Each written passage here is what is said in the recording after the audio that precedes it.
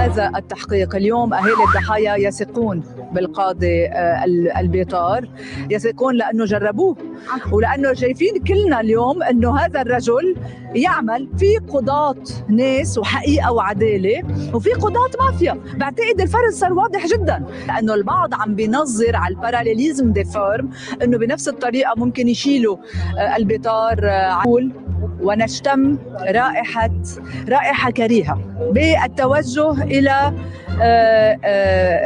يعني وضع البيطار بمطرح كأنه بدهم يعزلوه ويحطوا قاضي آخر، ونحذر من ذلك بعد إخراج جميع الموقوفين بالشكل اللي شفناه امبارح. هلا حاليا بحالة ترقب، بس احنا بنحمل القاضي بيطار المسؤولية الأولى والأخيرة بكل اللي عم بيصير فينا.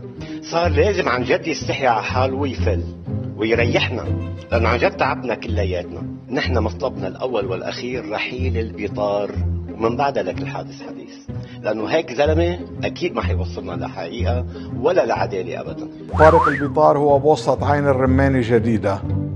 إنسان مجنون، إنسان لا ضوابط له، إنسان تجاوز كل القوانين، إنسان تجاوز الدستور، تجاوز القانون، تجاوز قوانين أصول المحاكمات. هيدا مخبر سفارة، هذا الصبي، هذا الولد مخبر سفارة. ولك خيي كان نطر على القليلة بعد ما اجى لعنده الوفد الأوروبي شي شهر تيعمل هالفيلم، بس غبي واحد غبي ظهروا من عنده من هون نط عمل الفيلم من هون، مبين القصة يعني.